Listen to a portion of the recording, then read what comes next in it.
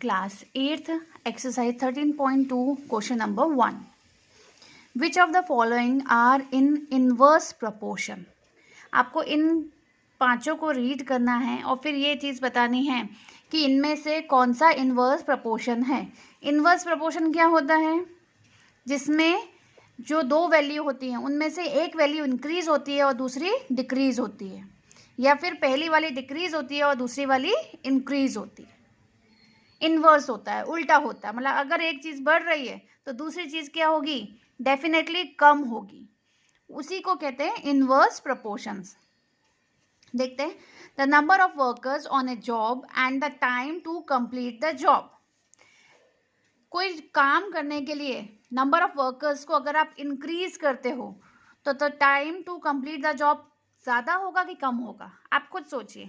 कोई एक काम अगर 10 घंटे में हो रहा है, 5 वर्कर्स कर रहे हैं, अगर उन 5 वर्कर्स की जगह मैं 10 वर्कर कर देती हूँ तो वो 10 घंटे में ही होगा या कम में होगा?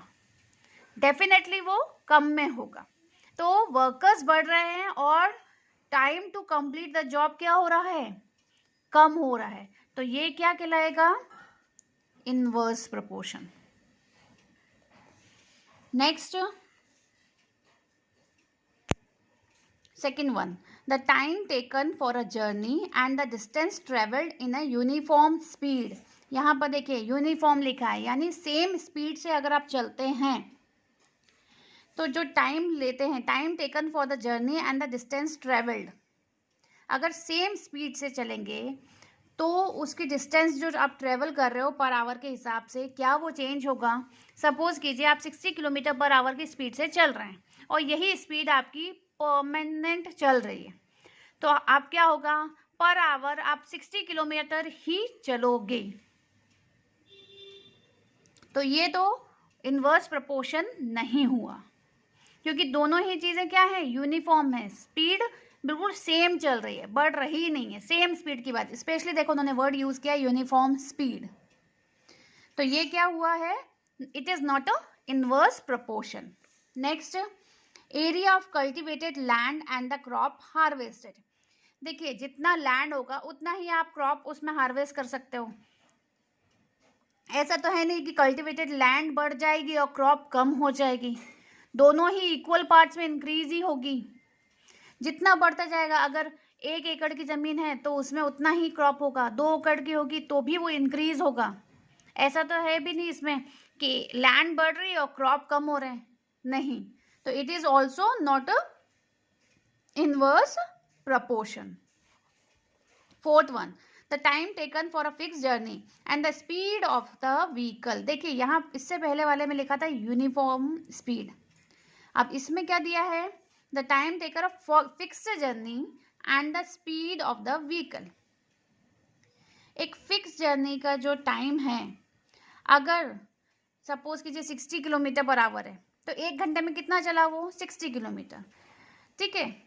तो हमारा उसके बाद अगर इसकी स्पीड हमने 60 किलोमीटर की बजाय 80 कर दी, 100 कर दी, तो जो एक फिक्स जर्नी है, सपोज करो हमें 120 किलोमीटर जाना था, अगर 60 किलोमीटर की स्पीड से अगर हम चलते हैं तो कितना होगा? हम 2 घंटे टाइम लेंगे उस फिक्स जर्नी का। और अगर स्पीड बढ़ा दी जाती है, स्पीड अगर उसमें हमने 80 कर दी या 90 कर दी, 100 कर दी, तो क्या हुआ? यहाँ पे जो फिक्स जर्नी का जो टाइमिंग था 2 घंटे से क्या होता जाएगा? कम होता जाएगा।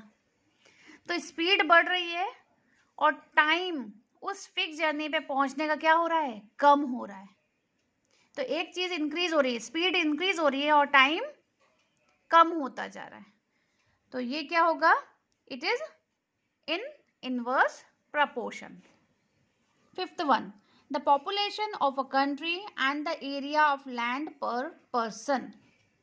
आप बताइए, हमारे देश में जितनी ज़मीन पहले थी, ठीक है, अब हमारी पॉपुलेशन इंक्रीज होती जा रही है। अभी भी ज़मीन हमारे पास उतनी ही है देश में, लेकिन क्या हो रहा है? पॉपुलेशन इंक्रीज हो रही है। पॉपुलेशन जैसे जैसे इंक्रीज हो रही है वैसे वैसे लैंड कम हो रही है। पहले जनरली जब हम घर बनाया करते थे तो क्या होता था? हर कोई अपना एक इंडिविजुअल हाउस बनाता था, बट अब धीरे धीरे क्या हो रहा है? फ्लैट्स बन रहे हैं। क्यों? क्योंकि लैंड की कमी हो रही है, पॉपुलेशन बढ़ती जा रही है। तो जैसे जैसे पॉपुलेशन बढ़ेगी लैंड की कमी होगी, लैंड की कमी होगी, मतलब देखिए ये क्या है, it is in inverse proportion और not, yes it is in inverse proportion.